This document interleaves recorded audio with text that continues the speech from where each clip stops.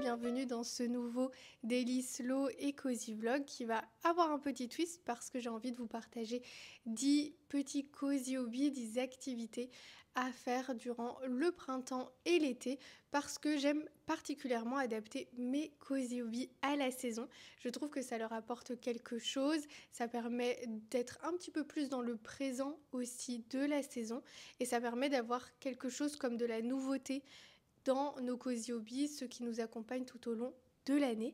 Donc j'espère que ça vous plaira. Le premier cozy hobby que je vous propose à faire durant cet été et durant ce printemps, ça va être la poterie.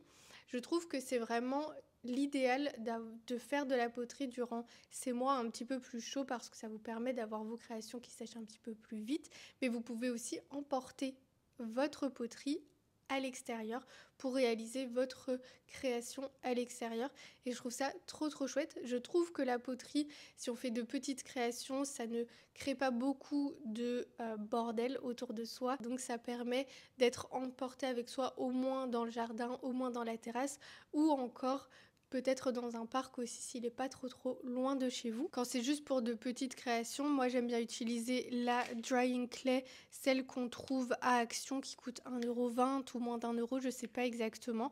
C'est assez facile à emporter avec soi et elle est très bien pour des petites créations comme celle que vous voyez derrière moi que je vais vous montrer un peu plus proche.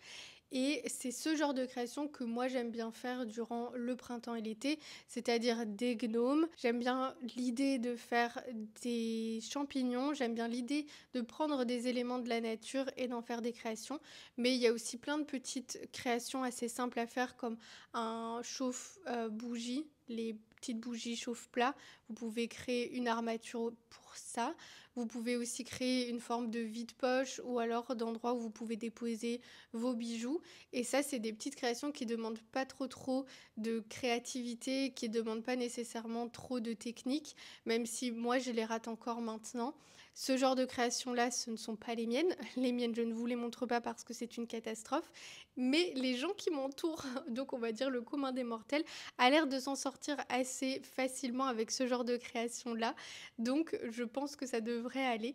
Mais je trouve que vraiment la poterie, c'est genre trop bien. Et il y a plein de petites créations comme ça que vous pouvez faire.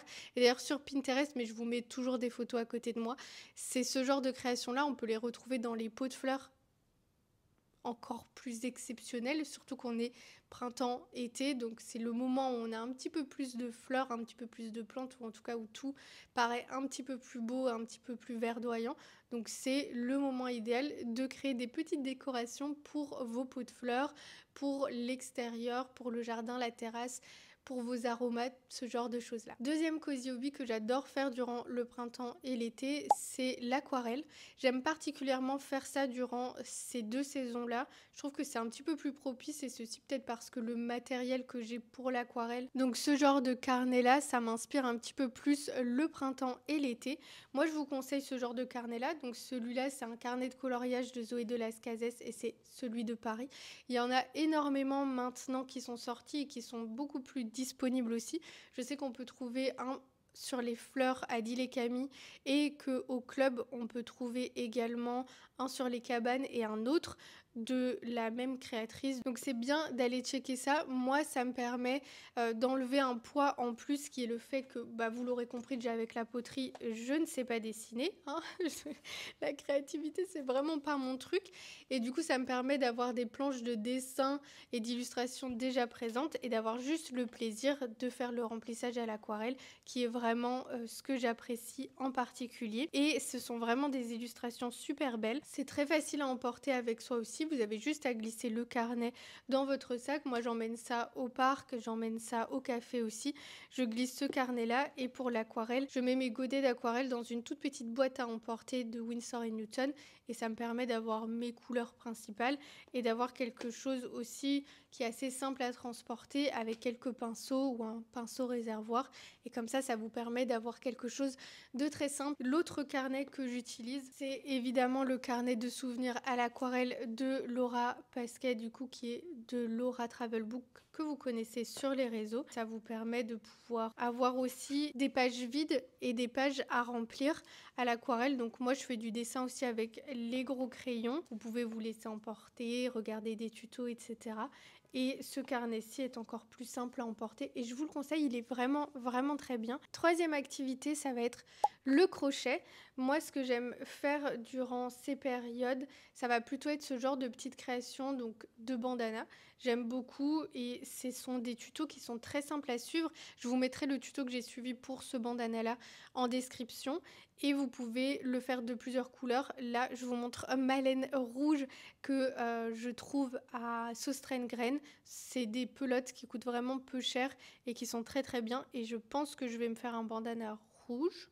Je pense que ça m'irait bien, je ne sais pas trop, mais en tout cas, c'est ce genre de création que vous pouvez finir en quelques heures, en une journée, si vous passez du temps au parc, si vous passez du temps à l'extérieur. C'est assez simple de terminer assez rapidement ce genre de création. Autre activité, ça va être le coloriage. Je trouve ça trop bien parce qu'il y a plein de livres maintenant de coloriage et surtout, il y en a en fonction des saisons, des moments de l'année. Donc par exemple, pour ici Halloween ou alors pour Noël, mais vous en avez aussi qui ressemblent à quelque chose un petit peu plus pour le printemps et pour l'été. Comme celui-là, je l'ai trouvé à la Fnac, ce que je trouve aussi très bien, même si je pense qu'apparemment Coco Wayo, il faut pas trop aller dans cette direction-là. C'est mieux de prendre des carnets de coloriage qui ont été faits par des illustrateurs indépendants, mais on peut les trouver à la Fnac et dans d'autres endroits maintenant et ça je trouve assez chouette. Je pense qu'il y a au club, avant que ça ferme chez nous, il y avait au Cora aussi je pense. Et c'est assez facile à emporter pareil, c'est assez facile à faire.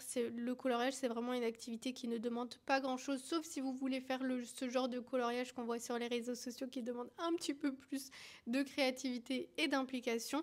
Mais si c'est pas le cas, vous pouvez juste colorier. Ça vous permet de vous détendre, vous pouvez faire ça à l'extérieur aussi, vous pouvez faire ça à plusieurs.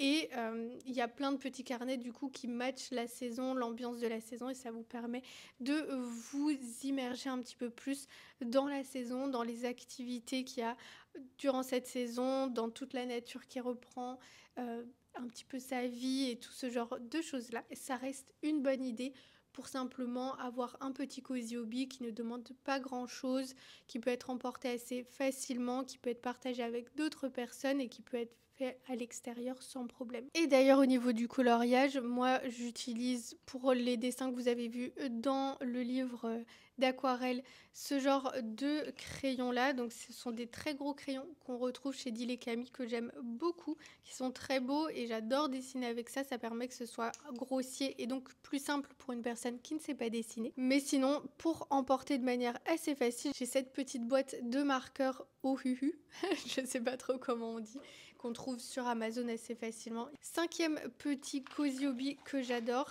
c'est les mini puzzles. Déjà parce que si vous êtes tout seul, ça vous permet quand même de pouvoir apprécier de faire un puzzle, mais aussi parce que ça s'emporte très facilement. Et moi, j'emporte ça pareil au café quand je vais boire mon matcha. Au parc, si on est à plusieurs, on peut même partager ce moment. C'est souvent 100 pièces ou 99 pièces, quelque chose comme ça.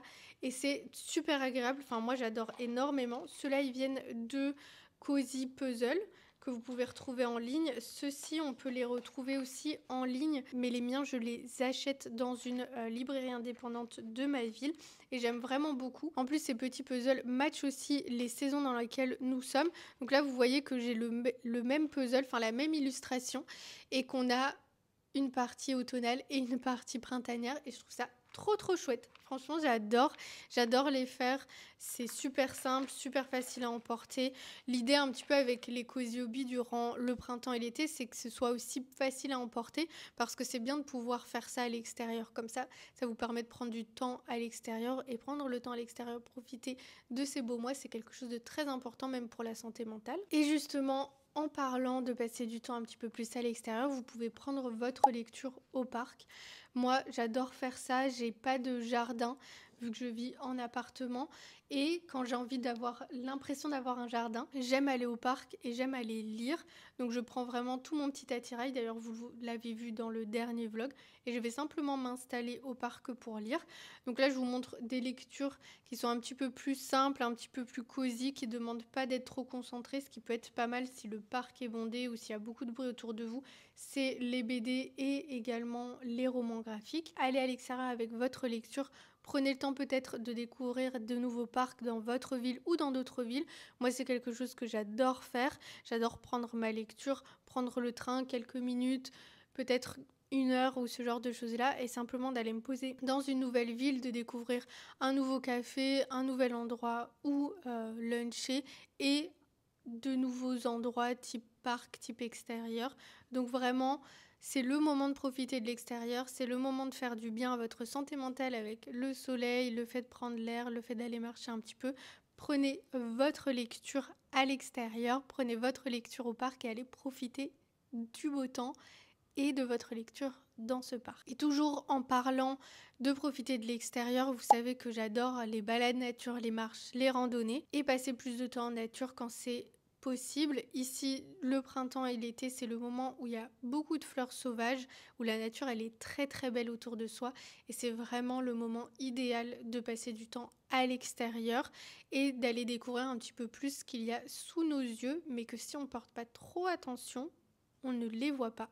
Il y a vraiment énormément de fleurs sauvages et énormément de fleurs sauvages qui sont très belle et j'adore découvrir la nature. J'ai de la chance parce que mon compagnon est biologiste et du coup m'apprend la nature qui m'entoure, et avant qu'il soit dans ma vie, je n'avais pas cette ouverture sur le monde extérieur.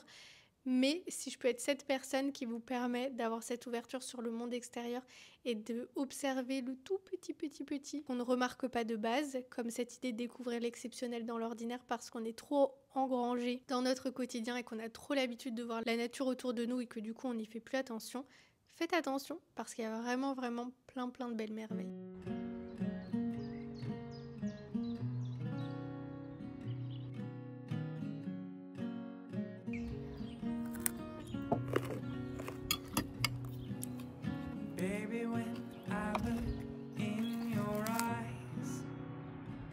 On se retrouve à Lomprey dans la botte du Hainaut pour découvrir la nature, pour une petite randonnée / une balade nature.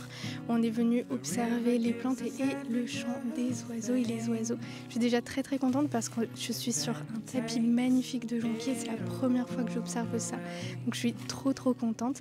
Et en plus on entend très bien le chant des oiseaux. Donc je vais vous emmener profiter de la nature avec moi.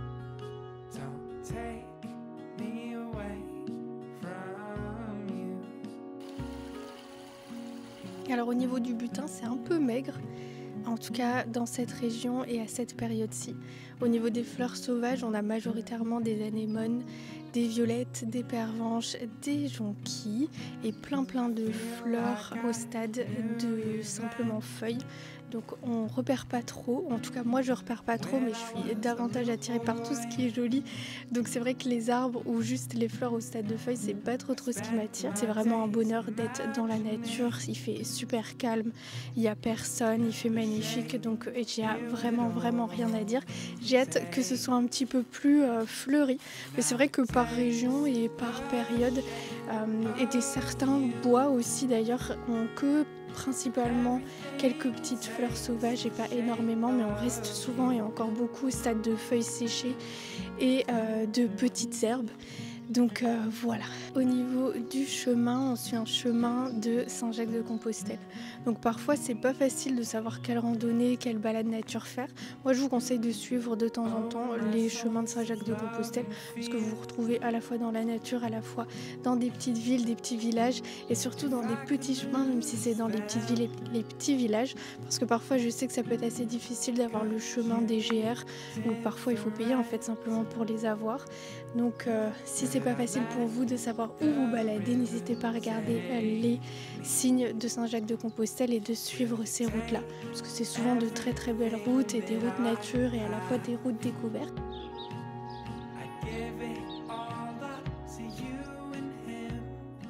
Autre cosy hobby à cultiver durant cette saison ou durant ces saisons, ces belles saisons, c'est les jeux de société, mais les petits à emporter. J'adore les jeux de société, j'adore emmener ça, même quand c'est juste prévu qu'on aille manger ensemble avec mes amis. Je trouve que c'est trop chouette.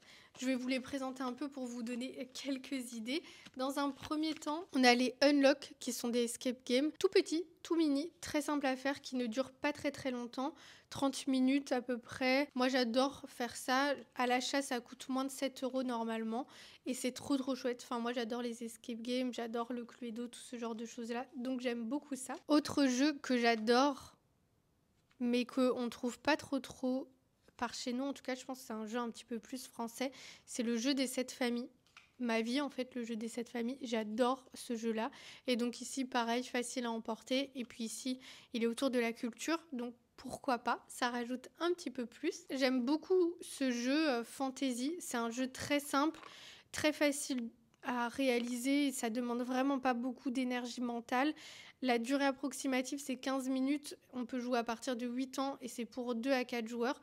J'adore ce jeu, facile à emporter, facile à comprendre pour les gens qui sont pas trop jeux de société ou qui ont l'impression que leur esprit s'échappe quand on explique pendant 1 heure les règles, ce qui est mon cas. Je peux vous dire que ça fonctionne. Et puis 2 jeux très connus maintenant, il y a le trio, pareil, facile à emporter, très facile à réaliser, ça demande vraiment pas grand chose et les parties sont très rapides, 15 minutes aussi. Et il y a le Skyjo Skijo, pareil, il est connu, tout le monde l'adore, ça dure pas très longtemps, même chose, ça demande pas beaucoup d'énergie mentale. Donc c'est parfait et tout ça vous pouvez emporter avec vous au café, avec vous au parc, avec vous en pique-nique, avec vous au resto, peu importe. Et ça vous permet de pouvoir cultiver un cosy hobby, de passer un moment un petit peu plus agréable peut-être. Et je trouve ça trop chouette.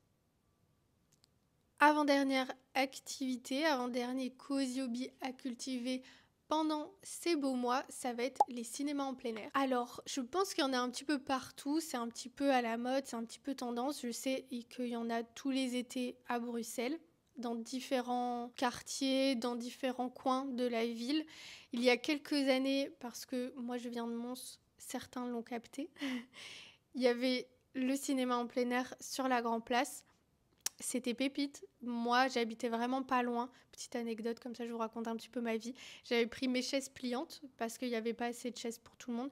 Mes chaises pliantes dans la ville de Mons, Grand Place, me poser et c'était Avatar. Et c'était trop bien de le voir comme ça en plein été sur la Grand Place avec d'autres personnes sur un grand écran. Enfin, c'était trop bien. Il y a aussi à quelques endroits des cinémas en plein air drive-in avec votre voiture. Je sais qu'il y a quelques années, pareil, il y avait ça au lac de l'Odeur, donc vers Froide-Chapelle pour les Belges. Pareil, ça avait l'air trop bien. Donc, regardez un petit peu. C'est possible que dans une ville proche de la vôtre ou dans votre ville, il y ait ce concept de cinéma en plein air. Et moi, le cinéma, ça fait partie de mes cosy hobbies. J'adore ça, j'adore aller au cinéma. J'y vais tous les mois, voire plusieurs fois par mois. Et là, l'emporter avec soi à l'extérieur, hell yeah. Franchement, rien d'autre à dire, mais bien sûr que oui. Et dernier cosy hobby que vous pouvez cultiver durant cette saison, durant ces saisons du printemps et de l'été, ça va être de se connecter un petit peu plus à la nature.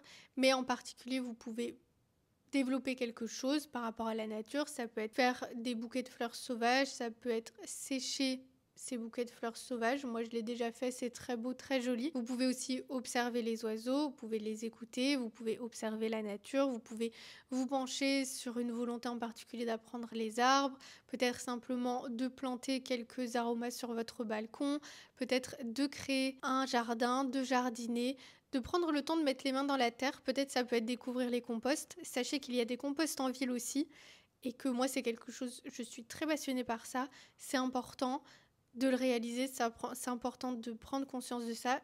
Je pense que les composts en ville se développent très bien. S'il y en a à Mons, il y en a partout ailleurs. C'est un petit peu ma définition. Prenez le temps de faire ça. Moi je sais qu'avec le compost en ville, j'ai pu rencontrer des gens, j'ai pu découvrir de nouveaux horizons de Mons, j'ai pu découvrir de nouvelles visions de la vie, j'ai pu découvrir de nouvelles recettes, j'ai pu découvrir de nouveaux moments, de nouveaux points de vue, de nouvelles idées sur la nature, de faire de nouvelles rencontres. C'était vraiment un moment exceptionnel. Donc jardiner, découvrir la permaculture, c'est pareil, le moment où il y a des cours là-dessus. Faites un arrangement floral, peut-être un atelier avec un fleuriste. La nature, prenez le temps. C'est exactement le moment, printemps-été, pour prendre le temps de s'intéresser un petit peu plus à la nature. Ça peut être essayer une nouvelle recette. Je vous l'ai partagée sur Instagram et je pense que je vous la repartagerai, mais on peut faire du champagne des fées avec des fleurs de sureau. Donc c'est une boisson fermentée qui pétille, qui est très bonne. Est-ce que vous le savez? Est-ce que je le savais? Non. Est-ce qu'on me l'a appris? Oui. Est-ce que depuis c'est adopté? Bien sûr que oui. Donc vraiment, prenez le temps de découvrir un petit peu plus le monde naturel et la nature autour de vous, de prendre conscience qu'elle existe, peut-être d'adopter un petit shift, que ce soit un apprentissage, une observation, une activité en particulier, un atelier, en apprendre davantage. Je ne sais pas si je l'ai déjà dit, si je me répète, je me tape sur les doigts. Mais voilà, c'est vraiment le moment pour se connecter un petit peu plus, pour faire un petit peu plus attention, pour se dire pourquoi pas faire pousser telle chose, j'ai toujours voulu faire pousser telle chose. Allez-y, essayez, expérimentez, découvrez, adorez, amusez-vous. Voilà, c'est tout pour mes 10 cozy hobbies, 10 petites activités que vous pouvez réaliser durant ces belles saisons du printemps et de l'été. J'espère que ça vous aura plu.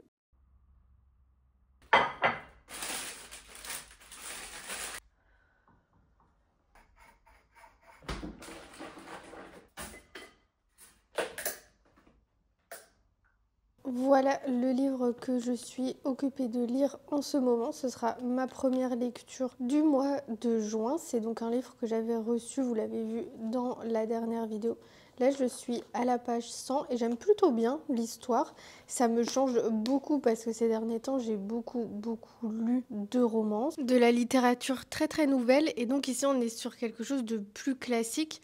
Et donc c'est vrai que ça me change pas mal, mais j'aime beaucoup. Et en vrai, j'avais un peu peur de reprendre ce genre de lecture un petit peu plus classique. Parce que ça fait un moment que je me dis que j'ai envie de reprendre À la recherche du temps perdu de Marcel Proust. Je suis normalement au tome 4, je pense. Je me souviens pas si j'avais fini le tome 3. Il y en a 7, si mes souvenirs sont bons, entre 6 ou 7.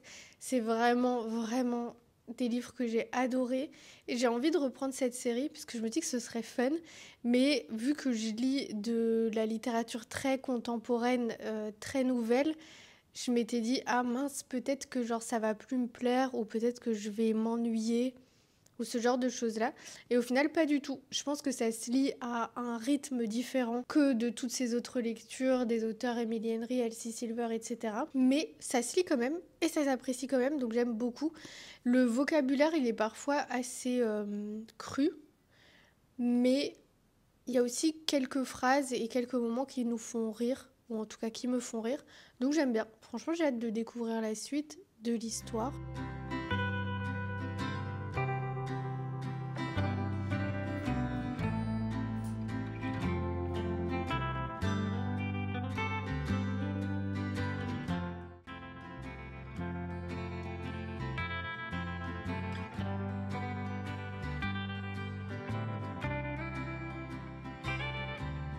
Alors j'ai lu pendant quelques temps, normalement je dois faire de l'admin, je dois me poser à l'ordinateur déjà pour monter le vlog et ensuite j'ai vraiment plein de petites choses à faire en tant qu'entrepreneur et j'ai un peu la flemme, je pense que je vais reporter ça à demain matin. Là j'ai envie, ça fait quelques jours, j'ai déjà été dans un Kruidvat mais il y a la marque ELF, Elf qui est arrivée en Belgique et qui est arrivée à Kruidvat. J'ai déjà été dans le Kruidvat de la rue Commerçante, il n'y avait pas. Même s'il a été rénové. Et je sais de ce qu'on m'a dit que c'est disponible à celui du centre commercial, donc j'ai envie d'aller voir. La dernière fois, j'avais été voir, c'était quand? Vendredi. J'avais été voir parce que normalement, il ferme à 21h, j'étais à partir de 20h, tout était déjà fermé, j'ai rien compris. Donc là, on va éviter de faire ça. Ça va me créer une petite pause dans ma journée, ça va me permettre de prendre l'air aussi.